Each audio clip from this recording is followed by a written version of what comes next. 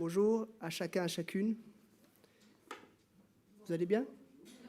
Ah ouais, super.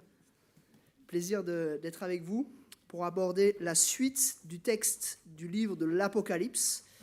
On va aborder les chapitres 8 et 9. Et le titre que j'ai donné à ces deux chapitres, c'est « Destruction ». Et là, on peut se dire, oula, Jonathan, où est-ce que tu nous amènes? En réalité, si on regarde la Bible dans son ensemble, on doit bien constater que beaucoup de chapitres de la Bible parlent de jugement et annoncent des destructions.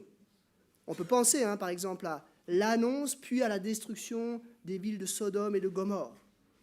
On peut penser à tous les jugements contre Babylone, contre l'Égypte, contre Israël même, qu'on trouve dans les livres des prophètes, en particulier dans les livres comme Jérémie, comme Ésaïe, comme Ézéchiel. Beaucoup de chapitres de jugement. Et puis, on arrive maintenant dans l'Apocalypse. On a vu déjà, il y a quelques semaines, chapitre 6, l'annonce de grandes catastrophes. Puis maintenant, chapitre 8, 9, annonce de destruction.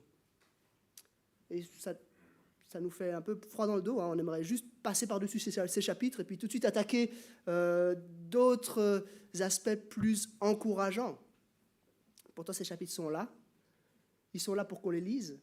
Ils sont là pour qu'on apprenne à connaître qui est Dieu et quels sont ses plans pour ce monde. On va voir ces choses maintenant en étant réaliste par rapport à ce que Dieu nous annonce. On va faire un petit peu différemment de ce qu'on a l'habitude. Généralement, je lis le texte et puis ensuite on explique le texte. Mais maintenant, on va entendre ensemble en fait 7 trompettes qui vont retentir et puis qui vont amener une série de destructions sur la terre. Et puis alors, je vais simplement commencer dans un premier temps en lisant chacune des parties du texte, faisant juste quelques commentaires pour qu'on le comprenne bien. Vous verrez, c'est un texte qui en fait est facile à comprendre, mais c'est pas facile d'en comprendre la portée. Du coup, à la fin, une fois qu'on aura passé à travers tout le texte, on verra simplement quelques remarques d'ensemble sur le texte, et puis on terminera en voyant ensemble comment on peut trouver de l'encouragement dans ces annonces de destruction. Vous êtes prêts ? Alors on démarre. Si vous avez une Bible avec vous, vous pouvez bien sûr l'ouvrir dans Apocalypse chapitre 9, sinon le texte sera affiché à l'écran. On commence donc chapitre 8 avec un petit peu les versets d'introduction. Et là, ça nécessite de faire un tout petit rappel. Vous vous souvenez qu'au chapitre 6, on avait vu l'agneau ouvrir des parchemins, enfin il brise des sceaux et il ouvre des parchemins. Et à chaque fois qu'il ouvre un nouveau parchemin, on a des catastrophes qui arrivent. Et puis maintenant, on va ouvrir le 7e, le dernier. Et c'est un petit peu comme si vous avez un grand meuble avec des tiroirs, puis dans le dernier, vous trouvez qu'il y a encore des tiroirs. Là, c'est un peu ce qui se passe. C'est-à-dire qu'il a déroulé les 7 parchemins, et dans le dernier parchemin, il va y avoir tous ces chapitres 8 et 9 qui vont y être inclus. On lit donc les premiers versets 1 à 6 d'Apocalypse 8. Quand l'agneau ouvrit le 7e sceau, il y eut dans le ciel un silence d'environ une demi-heure. Puis je vis les 7 anges qui se tiennent devant Dieu. 7 trompettes leur furent données. Un autre ange vint. Il se plaça vers l'autel, tenant un encensoir d'or. On lui donna beaucoup de parfums afin qu'il les offre avec les prières de tous les saints sur l'autel d'or qui est devant le trône. La fumée des parfums monta de la main de l'ange devant Dieu avec les prières des saints. L'ange prit l'encensoir, le remplit du feu de l'autel et le jeta sur la terre. Il y eut alors des coups de tonnerre, des voix, des éclairs, des tremblements de terre. Puis les 7 anges qui avaient les 7 trompettes se préparèrent à en sonner. Voilà l'introduction de ces 6 grandes destructions qu'on va voir ce matin. On verra la 7e, on la garde pour un peu plus tard. Mais on va voir ces 6 sonneries de trompette ce matin. Simplement quelques mots, quelques remarques sur cette introduction. Premièrement, on voit qu'elles sont incluses dans ce 7e sceau. On voit aussi qu'elles ressemblent par certains aspects. On a vu des catastrophes lors de l'ouverture des 7 sceaux, mais on va dire que c'était d'une moindre intensité. C'était plutôt des troubles. Il y avait des guerres. Il y avait bien sûr des morts qui étaient annoncés, mais c'était plutôt des troubles politiques, des troubles économiques. Il y avait aussi des morts, mais un peu plus naturelles, la peste, des choses comme ça qui arrivaient. Alors que maintenant, ce qu'on va voir dans ces 7, lors des sonneries des 7 trompettes, c'est quelque chose qui grandit en intensité, qui s'intensifie. On va voir vraiment un désastre mondial s'abattre sur la terre.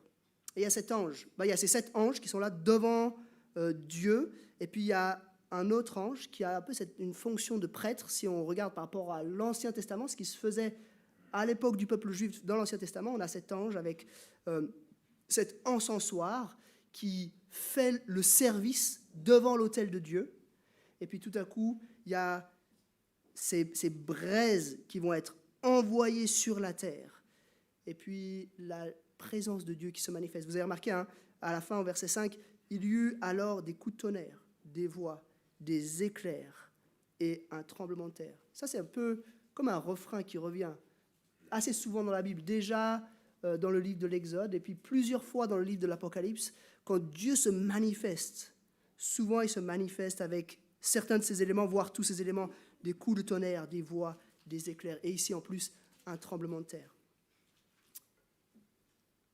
On va écouter ce qui se passe lorsque la première trompette sonne. Le premier sonna de la trompette, et de la grêle et du feu mêlés de sang s'abattirent sur la terre. Le tiers des arbres fut brûlé. Le tiers de la terre fut brûlé. Le tiers des arbres fut brûlé. Et toute herbe verte fut brûlée. Première phase de destruction. Et on va voir tout au long ce chiffre d'un tiers qui va revenir. Donc on a vraiment une destruction sans égale dans l'histoire. Une destruction monumentale. C'est vraiment la désolation qui nous est annoncée ici. Première phase donc, la terre, les arbres, l'herbe. Deuxième phase de destruction. Le deuxième ange sonna de la trompette et quelque chose qui ressemblait à une grande montagne embrasée par le feu fut précipité dans la mer. Le tiers de la mer devint du sang. Le tiers des créatures qui vivaient dans la mer mourut et le tiers des bateaux fut détruit. On va voir tout au long de ces 2 chapitres, Jean un petit peu désemparé pour décrire ce qu'il voit. Là, il décrit quelque chose qui ressemble à une montagne. On voit que souvent, il est un petit peu à court de mots. Il essaye de décrire ce qu'il voit avec les mots qu'il a, mais il est un petit peu limité dans sa capacité à nous communiquer exactement ce qu'il a vu par rapport à ce qui va arriver. Quoi qu'il en soit, on peut remarquer là déjà des similitudes avec d'autres passages de la Bible. Par plusieurs aspects, on voit des similitudes avec les plaies d'Égypte, n'est-ce pas?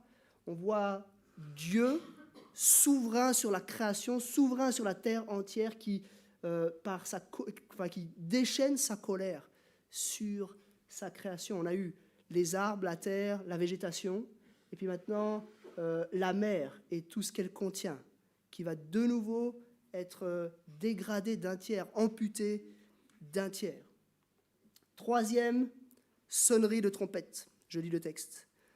Le troisième ange sonna de la trompette, et du ciel tomba une grande étoile qui brûlait comme un flambeau.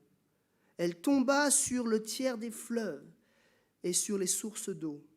Le nom de cette étoile est Absinthe. Le tiers des eaux fut changé en absinthe, et beaucoup d'hommes moururent à cause de ces eaux, parce qu'elles étaient devenues amères.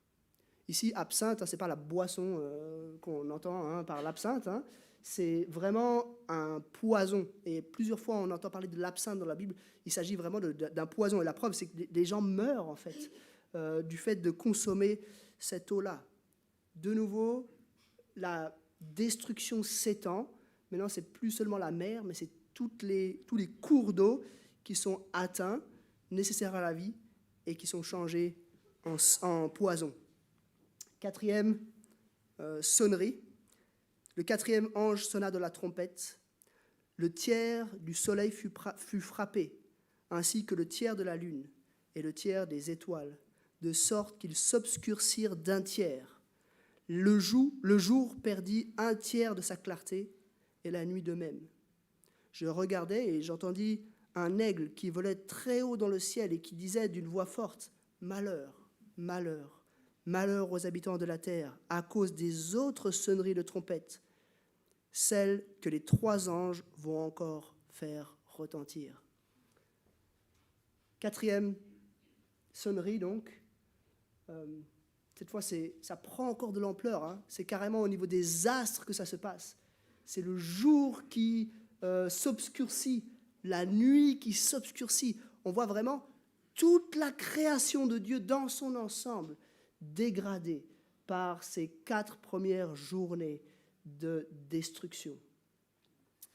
Et puis on se dit, waouh, là vraiment avec le soleil et la lune et les étoiles, on a atteint un petit peu le paroxysme. Mais c'est là que l'aigle arrive et nous fait encore plus trembler. Il nous dit en fait, ce que vous avez vu jusque-là, c'était peu de choses. Maintenant, l'horreur vient. Et c'est vrai, en fait, quand on regarde jusque-là, c'est la nature qui est touchée. Il y a bien sûr des conséquences terribles sur les hommes. On a vu en particulier avec l'absinthe que des gens mouraient. Mais jusqu'ici, c'est la nature qui a été touchée.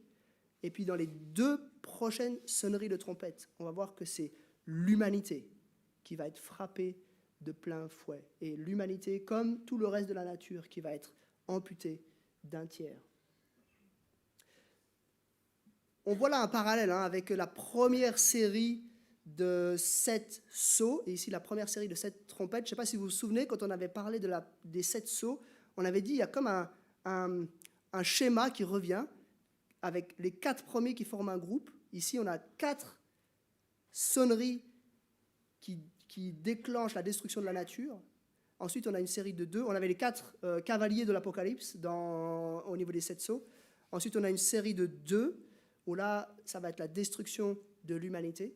Et puis, le 7e, qui est vraiment à part, qui va être beaucoup plus tard. On le verra, même pas la prochaine fois, mais la fois encore d'après, la 7e sonnerie de trompette. Malheur, malheur aux habitants de la terre, à cause des autres sonneries de trompette, celles que les 3 anges vont encore faire retentir. Et on va lire maintenant, non pas les 3, mais les 2 premières séries de trompettes. Le texte va être plus long et il y aura plus d'éléments à mentionner à partir de là. Le 5e ange, donc voilà, chapitre 9, verset 1. Le 5e ange sonna de la trompette, et je vis une étoile qui était tombée du ciel sur la terre. La clé du puits de l'abîme lui fut donnée. Elle ouvrit le puits de l'abîme, et une fumée, pareille à celle d'une grande fournaise, monta du puits. Le soleil et l'air furent obscurcis par la fumée du puits. Des sauterelles sortirent de la fumée et couvrirent la terre, et un pouvoir semblable à celui des scorpions de la terre leur fut donné. Elles reçurent l'ordre de ne pas faire de mal à l'herbe de la terre, ni à aucune verdure, ni à aucun arbre, mais seulement aux hommes qui n'avaient pas l'empreinte de Dieu sur le front. Il leur fut permis non de les tuer, mais de les tourmenter pendant 5 mois.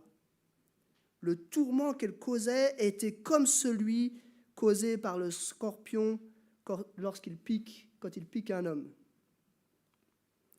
Durant ces jours-là, les hommes chercheront la mort et ne la trouveront pas. Ils désireront mourir, mais la mort fuira loin d'eux.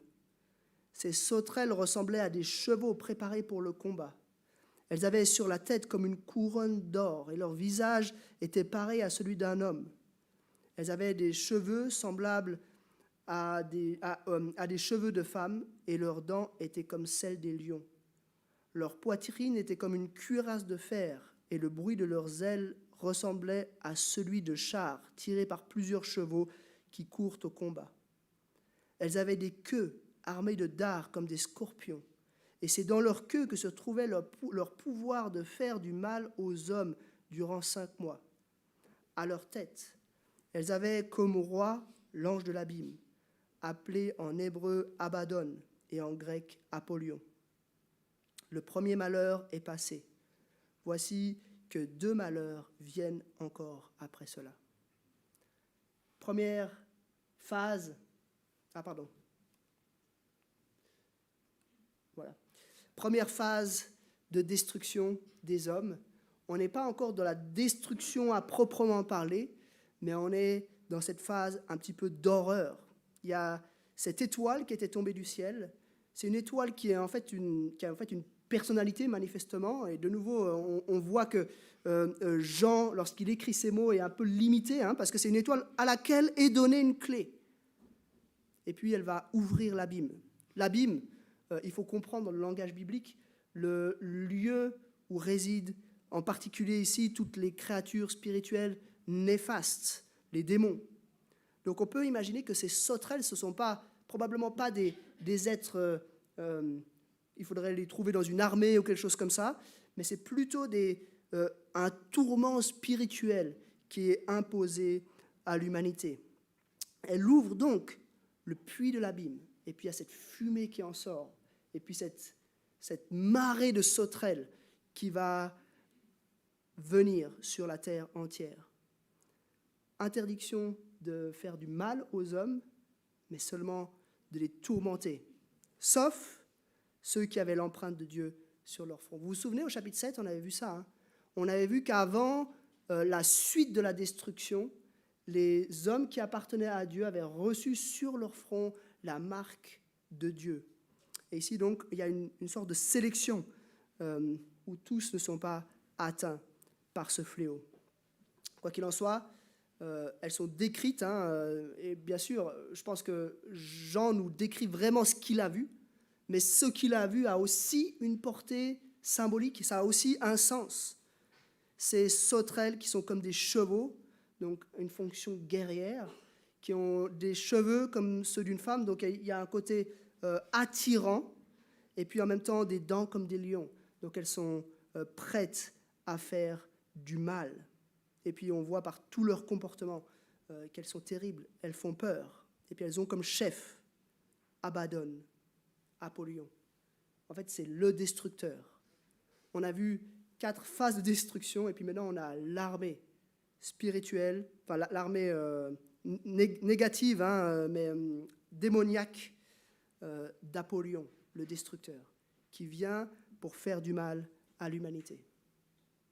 Le premier des grands malheurs, et puis on va finir encore par le deuxième des grands malheurs, la 6e trompette. Le 6e ange sonna de la trompette, et j'entendis une voix venant des 4 cornes de l'autel d'or qui est devant Dieu. Elle disait au 6e ange qui tenait la trompette, « Relâche les 4 anges qui sont enchaînés près du grand fleuve l'Euphrate. » Ainsi, les 4 anges qui étaient prêts pour l'heure, le jour, le mois et l'année furent relâchés, afin de faire mourir le tiers des hommes. Le nombre des troupes de la cavalerie était de 200 millions. J'en entendis le nombre. Voici comment, dans la vision, je vis les chevaux et ceux qui les montaient. Ils avaient des cuirasses couleur de feu, d'hyacinthe et de soufre. Les têtes des chevaux étaient comme des têtes de lions, et de leur bouche sortait du feu, de la fumée et du soufre. Le tiers des hommes fut tué par ces 3 fléaux, le feu, la fumée et le soufre qui sortaient de leur bouche. En effet, le pouvoir des chevaux se trouvait dans leur bouche et dans leur queue. Leur queue ressemblait à des serpents.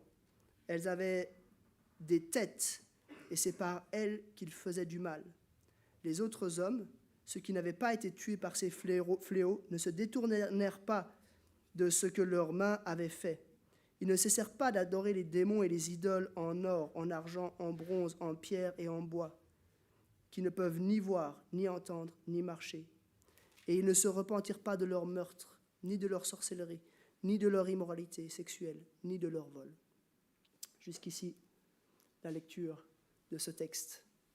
6e trompette, donc, on a ce relâchement ce relâchement des 4 anges qui sont prêts pour l'heure, le jour, le mois, l'année, qui sont près de l'Euphrate. Alors vous allez dire, mais pourquoi près de l'Euphrate? Dans la pensée biblique, dans la symbolique biblique, l'Euphrate, c'est un peu le pays des Babyloniens, c'est le pays aussi des Médo-Perses, c'est un pays qui fait peur. C'est de là qu'Abraham était parti pour rejoindre la terre promise, pour rejoindre Canaan. Et du coup, c'est un peu l'origine, la source du mal. Et c'est de là, symboliquement, que cette armée de 200 millions va se répandre sur la terre. Alors on pourrait prendre le temps de discuter de chaque détail, pourquoi l'hyacinthe, pourquoi ces 3 couleurs, pourquoi le soufre, etc. On ne va pas avoir le temps de faire ça, mais le résultat est clair. 1/3 des hommes meurent. C'est plus que, je pense, l'humanité a jamais vécu en termes de destruction. C'est vraiment terrible, c'est vraiment l'horreur. Et on finit un petit peu consterné en voyant qu'à travers toutes ces destructions, l'endurcissement est encore de mise. Comme on avait vu à l'ouverture du 6e sceau, il y avait l'endurcissement des hommes. Ici, à la sonnerie de la 6e trompette, on voit que les hommes s'endurcissent. On a terminé un petit peu sur le texte lui-même.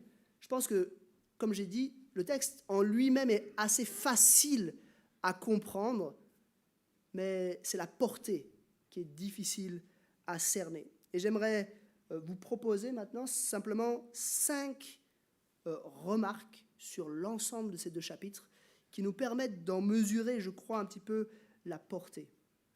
Première remarque, on a affaire ici, d'une manière absolument claire, à une destruction, c'est la destruction de Dieu. C'est Dieu qui vient détruire la terre. Et parfois, on a l'impression que l'Apocalypse, c'est l'œuvre du démon, c'est l'œuvre de Satan ou l'œuvre des puissances démoniaques. Mais on voit ici, d'une manière absolument claire, dans le début du texte, que c'est les anges qui sont devant le trône de Dieu, et c'est celui qui fait office dans la présence de Dieu qui va enclencher ce mouvement, et ce sont ces anges-là qui vont créer toutes ces phases de destruction. Donc c'est Dieu qui pilote cette destruction. On voit même que c'est mesuré très précisément. À la fin, Dieu libère ses anges destructeurs pour le jour, le mois, l'année, l'heure, le jour, le mois, l'année. Donc c'est extrêmement précis. C'est au moment où Dieu l'a choisi. Alors il faut se poser la question, mais comment ça se fait que Dieu envoie une telle destruction? On m'avait toujours dit que Dieu est bon. On m'avait toujours dit que Dieu est amour. Comment se fait-il que là, on a un tel cataclysme qui est imposé à la terre et en particulier à l'humanité? Je crois que le problème, souvent, c'est qu'on a une vision biaisée de Dieu. Il faut comprendre que Dieu est saint. Il déteste le mal, il déteste le péché, et nous sommes pécheurs. En plus d'être saint, Dieu est juste. Et parce qu'il est juste, il apporte la rétribution contre le mal et le péché. Et c'est ce qui se passe ici, en fait. C'est bien loin, peut-être, d'une sorte d'image un petit peu enjolivée d'un Dieu qui serait comme un Père Noël, toujours sympa et toujours prêt à faire des concessions pour nous plaire. Dieu n'est pas comme ça. Dieu est juste et saint. Et son jugement arrive. Il nous l'annonce ici. Bien sûr que Dieu est bon. Bien sûr que Dieu est amour. Et on va en parler. Mais Dieu est aussi juste et saint. Et nous devons en prendre conscience à la lecture de ce type de chapitre. Donc, premièrement, il s'agit d'une destruction de Dieu. Deuxièmement, il s'agit d'une destruction limitée. C'est intéressant que ici, Dieu déverse vraiment sa colère sur la création, et en particulier sur l'être humain, sur l'humanité. Mais on voit que Dieu n'est pas comme victime de sa propre colère. Il n'est pas emporté par sa colère de telle sorte qu'il va tout détruire, comme nous, parfois, on peut être emporté par notre colère et puis on jette les tables par terre ou des choses comme ça. Enfin, j'espère que vous ne faites pas trop ça, mais vous voyez un peu ce déferlement de colère dont on n'est plus vraiment maître. Dieu vient juger d'une manière parfaite et juste. Il ne se laisse pas emporter par sa colère, mais il manifeste une colère juste. On le voit à plusieurs indices dans le texte. On voit avec ce chiffre d'un tiers. Dieu va finir par tout détruire. Mais à ce moment-là, on voit qu'il vient encore pour une destruction limitée. Le temps du jugement final n'est pas encore arrivé. Il vient pour détruire un tiers de la végétation, un tiers des mers, un tiers des cours d'eau, un tiers de l'humanité, etc.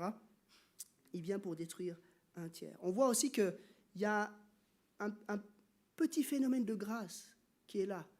Lors de la 5e sonnerie de trompette, on voit que ceux qui ont sur le front la marque de Dieu sont en quelque sorte préservés de ce fléau-là, de l'attaque des sauterelles qui viennent de l'abîme.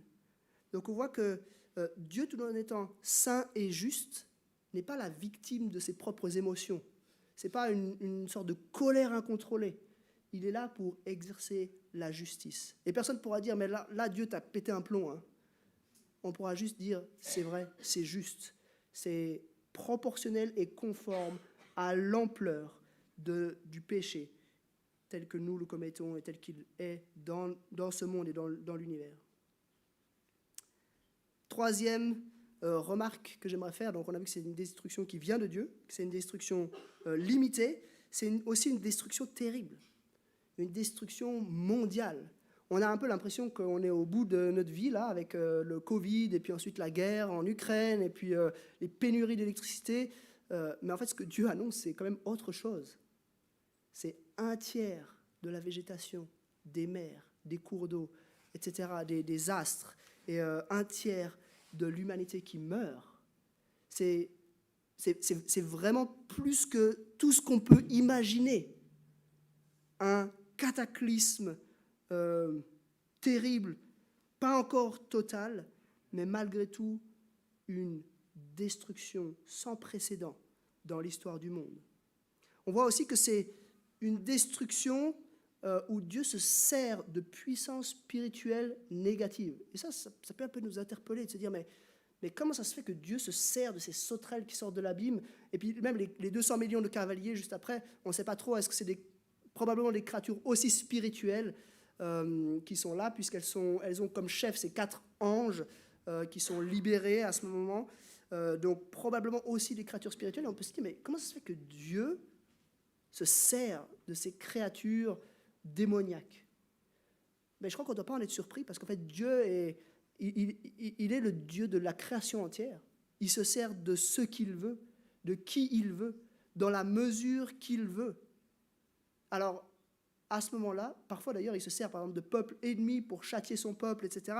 Et à ce moment-là, il va choisir de se servir de créatures spirituelles pour amener son jugement sur l'humanité. À la fin, il sera le grand vainqueur, aussi contre ces créatures spirituelles. Mais à ce moment-là, il les intègre dans son programme de jugement. Quatrième remarque par rapport à cette destruction, c'est que cette destruction, c'est aussi, en quelque sorte, une décréation.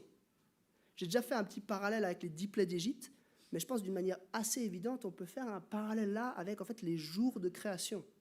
C'est intéressant, on a 7 sonneries de trompette, comme on avait 7 jours créateurs. En fait, on avait plutôt 6 jours créateurs, puis un 7e un petit peu à part. De la même façon, ici, on a 6 sonneries de trompette, et on verra un peu plus tard une 7e sonnerie de trompette un peu à part. Alors, je ne dis pas qu'il faut faire un parallèle entre les jours de création puis les jours de décréation, mais je crois qu'on voit que c'est Dieu qui amène la fin de sa création.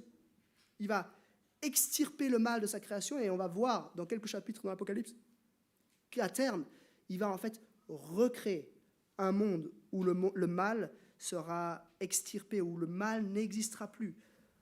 On voit que tout ce qui avait été créé dans Genèse 1 se trouve détruit. La nature, les astres, etc., etc. Donc la destruction ressemble en fait à une décréation voulue par Dieu. Puis la cinquième remarque que j'aimerais faire, c'est que c'est une destruction sans effet. En tout cas, peu d'effets qui sont mentionnés dans le texte. Moi, je trouve juste hallucinant de voir l'endurcissement des hommes à la fin de la 6e trompette. Ils viennent de subir les plus grandes destructions de l'histoire et pourtant ils restent attachés à leurs idoles. Ils ne cessèrent pas d'adorer les démons et les idoles en or, en argent, en bronze, en pierre et en bois, qui ne peuvent ni voir, ni entendre, ni marcher. Et ils ne se repentirent pas de leur meurtre, ni de leur sorcellerie, ni de leur immoralité sexuelle, ni de leur vol. Terrible. Et je trouve qu'il y a une sorte de parallèle avec ce qu'on vit en ce moment, justement, où on a l'impression que tout s'effrite. On a eu le Covid, on a eu la crise climatique, on sent que ce qui nous pend au nez, ça ne va pas être bon, là, dans les prochaines années. Et pourtant, on voit peu de réactions. Peu de personnes qui se posent vraiment des questions fondamentales. Peu de personnes qui se disent « Ok, on est à côté de la plaque. On a adoré l'être humain avec toutes ses technologies, toutes ses pensées, toutes ses philosophies, au lieu du Créateur. » Peu de gens reviennent à Dieu au travers de la difficulté. Et ça nous surprend, mais en même temps, Apocalypse 9 nous dit, ce sera comme ça. Ce sera comme ça. Même si la destruction sera plus grande encore, cet endurcissement sera réel. On voit que c'est ni les épreuves, ni les manifestations de puissance qui convainc les gens, c'est l'Esprit de Dieu qui peut convaincre une personne et lui permettre de venir à Dieu. Bon, voilà, c'est un peu sombre, hein. On se dit, waouh, Jonathan, t'es sympa, mais là, je ne suis pas très encouragé. Et j'aimerais quand même, à travers ces 2 chapitres, ouvrir une petite porte d'espoir. Je crois qu'il y a, en quelque sorte, un espoir à travers la destruction qu'on peut entrevoir. Je crois qu'il y a en tout cas deux manières de voir cela. La première chose, c'est que Dieu va mettre un terme à l'arrogance des empires humains. Si on regarde l'histoire depuis la plus haute antiquité jusqu'à ce jour, on peut remarquer une sorte de schéma qui se répète sans cesse, encore et toujours. On a des empires qui, un petit peu de nulle part, vont démarrer, grandir, atteindre une puissance terrible, et puis petit à petit, après quelques décennies, voire siècles pour les plus durables, on a un effondrement de ces empires, et puis ces empires qui tombent dans l'oubli, ou quasiment. On en retrouve peut-être quelques pierres, mais c'est tout. On peut le voir, par exemple, dans la plus haute antiquité, on avait l'empire babylonien, qui semblait tout puissant, et pourtant qui a été balayé par l'empire médo-perse, qui semblait tout puissant, et qui pourtant a été balayé par Alexandre le Grand, qui semblait tout puissant, avec cette culture grecque magnifique, mais qui pourtant a été balayé quelques siècles plus tard par l'Empire romain, qui semblait tout puissant, mais qui pourtant finalement s'est craquelé et s'est, on peut dire, pratiquement effondré sur lui-même. Après, c'est tous les peuples asiatiques qui ont été envoyés sur l'Europe et puis qui ont pris la place en quelque sorte de l'Empire romain. Et puis on pourrait parler en quelque sorte d'une sorte d'empire européen qui a à un moment donné conquis le monde et puis qui semblait tout puissant. Pourtant, 2 guerres mondiales qui ont vraiment mis un terme à cet empire-là et puis qui ont mis sur le premier plan géopolitique mondial 2 empires, si on peut dire, le bloc soviétique et puis les États-Unis, qui semblaient tout puissants. Et puis maintenant, on se rend compte que probablement, ils sont déjà sur une phase de déclin. Quelle sera la suite, on ne sait pas, ça on verra, on a peut-être quelques idées. Est-ce que ce sera la Chine? Est-ce que ce sera un grand empire arabe ou que sais-je? Peu importe, ce schéma se répète encore et encore à travers l'histoire. Et ça peut être un petit peu déprimant, n'est-ce pas? On se dit, en fait, tous ces empires, c'est des empires qui étaient sans Dieu. Peut-être certains de manière plus visible que d'autres, mais c'était tous des empires qui étaient sans Dieu. Et Dieu a maintenu un reste, un peuple fidèle à lui à travers tous ces empires. Mais on peut se dire, mais en fait, c'est juste un cycle qui va continuer comme ça sans s'arrêter. Et avec Apocalypse 8 et 9, on réalise que Dieu va y mettre un terme un jour à ce cycle infernal de création d'empire et de destruction d'empire. Un jour, Dieu lui-même va venir dans sa création et va dire maintenant, c'est terminé. Et Dieu va établir, on le verra dans quelques chapitres dans l'Apocalypse, un empire éternel, un empire durable, parce qu'il en sera le roi. Et ce sera quelque chose de bon. Et du coup, si vous êtes, peut-être dans l'incertitude, vous dites, mais de quoi sera fait demain, mais vers où est-ce qu'on va, et peut-être que notre culture occidentale est en train de perdre son influence dans le monde, et peut-être que on est craintif par rapport à l'avenir. Soyez rassurés, en fait. La destruction vient. La destruction, elle fait peur. Mais en même temps, la destruction, elle annonce le fait que Dieu va intervenir pour mettre un terme à l'arrogance de ces empires qui se lèvent et qui s'effondrent dans l'histoire. Puis la deuxième chose, je pense, qui nous encourage à travers ces 2 chapitres de destruction, c'est le fait que Dieu va mettre un terme, en fait, au mal, tout simplement. Dieu va venir. On a vu à travers toute la Bible que le mal n'a fait que se propager, encore et toujours. On a cru tout au début, avec Genèse 3, que peut-être on allait pouvoir contenir l'épidémie. Mais on s'est vite rendu compte, à travers tous ces millénaires d'histoires qui nous sont décrits dans la Bible, que le mal s'est propagé, même à travers le déluge. Même avec des choses prodigieuses, même avec le peuple d'Israël qui a été mis en place, même à travers toutes ces choses-là, le mal n'a fait que se propager. Et même suite à la venue de Christ, même si nous sommes rachetés de nos péchés, même si nous sommes pardonnés de nos péchés, on voit que le mal continue aujourd'hui encore à prospérer. Et je crois que cette destruction, nous qui sommes chrétiens, nous pouvons la voir comme un signe d'espoir, de se dire Dieu va mettre un terme. Dieu va arrêter l'épidémie. Il va arrêter la propagation du mal. Un jour, mes amis, Dieu va dire stop. Et il va venir établir l'empire éternel, le royaume éternel, dont il sera le roi. Donc c'est un texte qui est sombre, mais en même temps qui amène en quelque sorte de l'espoir. Maintenant, il faut qu'on se pose la question, qu'est-ce que j'en fais de ce texte, moi, aujourd'hui? Et j'aimerais vous proposer 3 applications à la suite de ce texte. Je vais vous poser en fait 3 questions. Première question, est-ce que tu as peur? En fait, je pense que, bizarrement, le but, non, je ne sais pas si c'est le but, mais en tout cas, un des effets de la lecture de ce texte, c'est que ça doit susciter la peur. C'est terrible ce qui arrive là. Est-ce que vous avez peur? Est-ce que nous avons peur de ce qui vient? Si vous dites oui, alors c'est que vous avez besoin de vous tourner vers Dieu maintenant. Vous avez besoin de placer votre confiance en lui, parce qu'à travers cette destruction, il n'y aura qu'un seul salut possible. C'est de placer notre confiance en Jésus-Christ. Et si vous avez déjà fait ça, alors bien sûr ça nous fait peur, parce qu'on n'a pas envie de passer à travers la souffrance. Mais on peut affronter la souffrance avec confiance, sachant que Dieu est aux commandes. C'est lui qui pilote cette destruction, et c'est lui qui va amener cet empire, ce royaume éternel. Est-ce que tu as peur? Et je crois que on est loin justement, comme je disais tout à l'heure, là, de cette image du petit Jésus né dans la crèche, ou de ce genre d'image d'un Dieu. Bien sûr, Jésus est né dans la crèche, je ne suis pas en train de dire autre chose, hein, mais cette image un petit peu bon enfant d'un Dieu Père Noël qui serait là pour combler, nous rendre heureux et combler nos désirs. On a affaire en fait au Seigneur de l'univers qui vient apporter la justice et qui vient montrer sa sainteté dans sa création. Et je crois qu'on doit être dans la crainte en voyant venir ce jugement.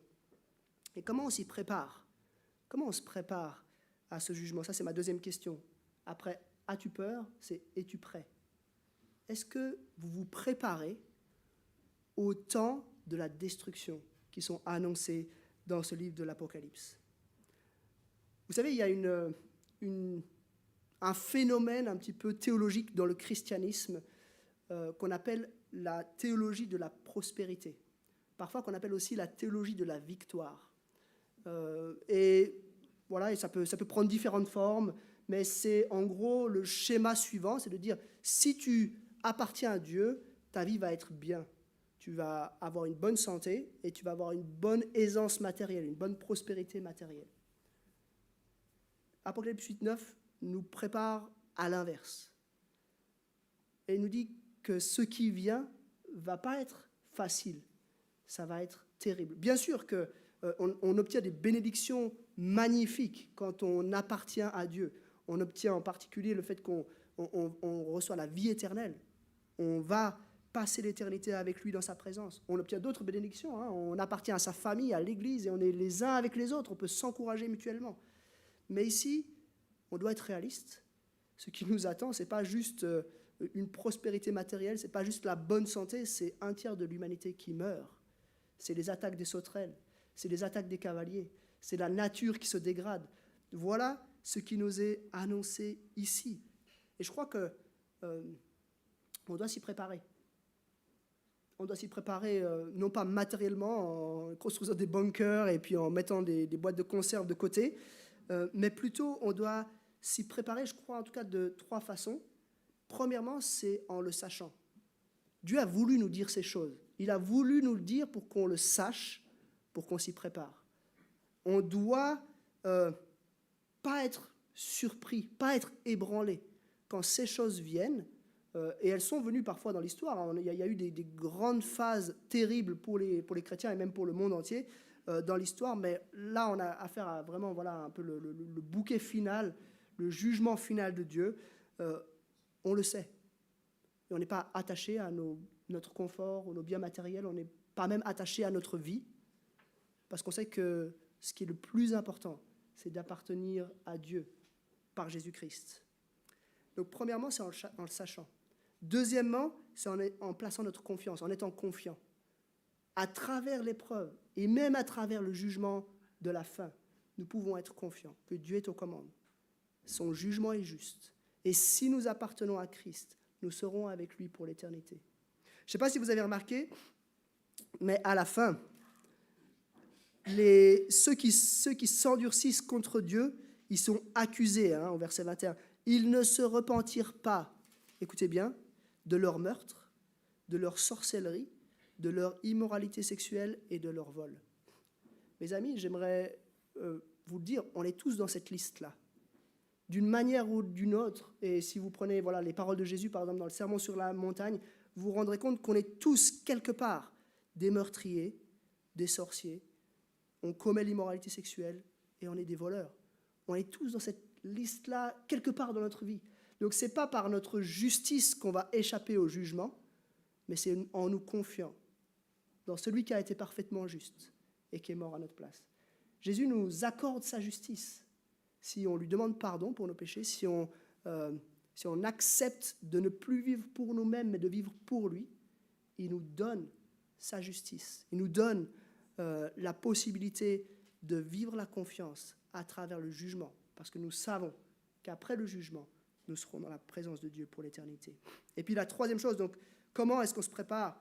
C'est en sachant, en étant confiant, et puis finalement en regardant non pas au jugement, non pas à maintenant, non pas aux épreuves, mais en regardant à ce qui vient après. Et on le verra, quand on arrivera à Apocalypse 21 et 22, c'est des promesses magnifiques. En fait, la vraie prospérité, elle est là. C'est une prospérité incorruptible, inaliénable, une prospérité éternelle, illimitée. Ce sera magnifique. C'est le meilleur avenir qu'on pourrait imaginer. Ce n'est pas juste une longue vie en bonne santé, c'est l'éternité dans des corps glorifiés. Ce n'est pas juste quelques biens matériels, c'est partager l'héritage de Dieu avec Christ. On est co-héritiers avec lui. Voilà ce qui nous attend. Voilà en quelque sorte le vrai évangile de prospérité auquel nous voulons croire. Non pas juste quelques miettes qu'on pourrait obtenir dans cette vie. Et parfois, le Seigneur en donne des bonnes choses magnifiques dans cette vie. On doit être reconnaissant pour ça. Mais ce n'est pas le but final. Le but final, c'est ce qui nous attend. Et c'est glorieux. Donc, première question, c'est est-ce que tu as peur? Deuxième question, c'était est-ce que tu es prêt? Et puis, la troisième question que j'aimerais vous poser, est-ce que tu pries? Il y a un truc intéressant. Et j'en ai pas trop parlé, mais j'aimerais juste le relever maintenant. Un truc intéressant, au début du chapitre 8 qu'on a vu, c'est cet ange qui fait l'office du prêtre devant Dieu. Il se place vers l'autel, tenant un encensoir d'or. On lui donna beaucoup de parfums, afin qu'il les offre avec les prières de tous les saints sur l'autel d'or qui est devant le trône. Est-ce que vous imaginez la scène? Il y a un ange qui offre le parfum avec les prières de tous les saints à Dieu devant le trône. Est-ce que vous arrivez à penser à cette image-là quand vous priez? Parfois, moi, je trouve que quand on prie, on a l'impression juste que, voilà, on dit des paroles comme ça, un petit peu en l'air, ou on se parle à soi-même, ou peut-être dans les meilleurs moments, on se dit qu'on parle à Dieu, mais en mode, on est juste un peu en train de discuter avec lui. Mais est-ce que vous réalisez, est-ce que nous réalisons qu'au moment où nous prions, pendant que nous prions, il y a un ange qui est en train de brûler le parfum avec pour faire monter nos prières dans la présence de Dieu. Je trouve que ça montre une ampleur, une emphase énorme sur la puissance de la prière. Et en fait, ce n'est pas dit comme ça dans le texte, mais en fait, c'est suite à cela que le jugement va tomber. Alors bien sûr, le jugement est clairement l'œuvre de Dieu, mais c'est suite à ces prières qui montent que le jugement va tomber. Les 6 trompettes vont sonner suite à cela. Et je trouve que, alors bien sûr, ce n'est pas grâce à nos prières qu'on déclenche le jugement, mais ça nous montre un petit peu le poids de nos prières. Et j'aimerais nous inviter tous à réfléchir à la centralité de la prière dans la vie chrétienne. La prière, ce n'est pas un petit truc. Et moi, je dois le confesser, j'ai souvent tendance à vivre la prière comme un petit truc. Quand j'ai une minute, allez, je vais prier rapidement, ou avant de manger, ou quelque chose comme ça. Mais en fait, mes amis, quand on prie, il y a un ange quelque part qui brûle le parfum pour faire monter devant Dieu nos prières, dans sa présence. C'est vrai, c'est la réalité, c'est dans le monde spirituel, ce n'est pas quelque chose qu'on pourra voir, en tout cas pas dans cette vie, mais c'est pourtant la réalité. Et voilà, j'aimerais vraiment vous encourager, nous encourager tous, à être une église à genoux, une église qui prie. Une église qui prie, ça commence demain soir, mes amis. Demain soir, à 19h, on va chanter, et puis ensuite on va passer 1 heure dans la prière. Et j'aimerais vous inviter à être là avec nous, qu'on puisse être tous à genoux demain soir, pas forcément à genoux physiquement, parce qu'on a peut-être mal aux genoux, et voilà, mais à genoux dans nos cœurs, pour brûler du parfum. Enfin, on ne va pas brûler du parfum, mais en pensant que un ange, quelque part, va brûler du parfum. Et puis aussi qu'on puisse prier, en demandant au Seigneur d'amener sa justice, d'amener son jugement, de mettre un terme à la folie des hommes. Est-ce que nous prions? La prière est importante, elle a de vrais effets.